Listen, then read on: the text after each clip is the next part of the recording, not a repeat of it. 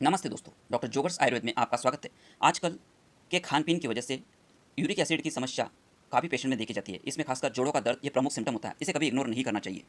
आयुर्वेद में इसके बारे में वात शोणित या वात रक्त नाम से एक बीमारी आई है, जिसमें यूरिक एसिड की मात्रा बढ़ी हुई होती है। इसके 2 प्रकार बोले गए हैं, जिसमें उत्तान वात रक्त और गंभीर वात रक्त। उत्तान मतलब जो सुपरफिशियल होता है, ऊपर की त्वचा और मांस में होता है, तब त्वचा लाल होना या खुजली चलना ये सिम्पटम देखे जाते हैं। जब ये अस्थि मज्जा यानी जोड़ों में पहुंच जाता है, तब जोड़ों में दर्द होना, गठिया वात जैसी तकलीफ होना पेशेंट में प्रायः देखी जाती है।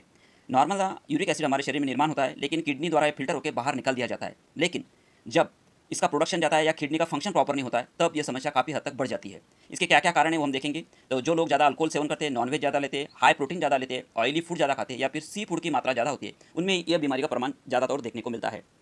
आयुर्वेद के हिसाब से जो लोग दही ज़्यादा खाते हैं, विरुद्ध आहार मतलब इनकॉम्पैटिबल फूड, जैसे कि मिल्क शेक मतलब दूध के साथ कोई खट्टी चीज़, नमकीन, तीखा, खट्टा ज़्यादा प्रमाण में खाना, लैक ऑफ एक्सरसाइज, शरीर की शुद्धिकरण एंड पंचकर्म साल में एक बार करना चाहिए, जो नहीं करते हैं उनमें यूरिक एसिड की समस्या काफ़ी देखने को मिलती है। जो लोग उड़द और कुल्थी की दाल ज़्यादा खाते हैं, उनको भी यूरिक एसिड बढ़ता है। जिनका अग्नि मंद होता है यानी पचन शक्ति ठीक नहीं होती, उनमें भी यह समस्या काफ़ी देखने को मिलती है।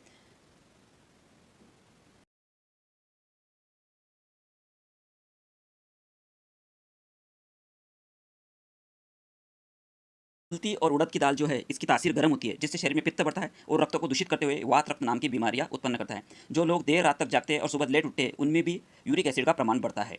आयुर्वेद में इसके बारे में काफ़ी अच्छा सोल्यूशन दिया है। जिनके शरीर में पित्त प्रकृति है या फिर शरीर में पित्त और रक्त ज़्यादा बढ़ा हुआ है, उनके लिए 1 चम्मच धनिया, 1 चम्मच गोखरू, 1 चम्मच ज्येष्ठमध इसका काढ़ा बना के अगर आप सुबह पीते हैं, तो आपको यूरिक एसिड की समस्या से छुटकारा मिल सकता है।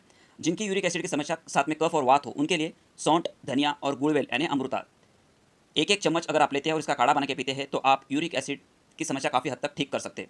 साथ ही हरड़े को अगर गुड़ के साथ खाया जाए और उसके साथ गुड़वेल का काढ़ा पीते हैं, तो आपको यूरिक एसिड की समस्या से छुटकारा मिल सकता है।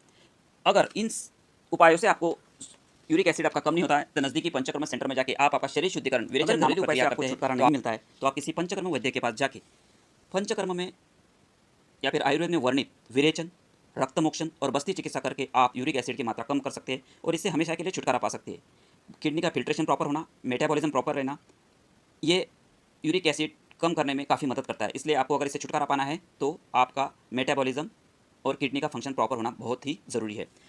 खास करके जब किसी को यूरिक एसिड बढ़ जाता है, तो डॉक्टर्स उनकी दालें बंद करते हैं, लेकिन दालों के साथ अगर आप घी ज़्यादा मात्रा में खाते हैं, तो आपको यूरिक एसिड की समस्या नहीं होती। साथ ही आयुर्वेद में पुराना चावल, गेहूँ ये ज़्यादा मात्रा में खाना के लिए बोला है, जिससे आपको यूरिक एसिड की समस्या नहीं होगी। और साथ में दाल खाते समय घी की मात्रा ज़्यादा यूज़ करें।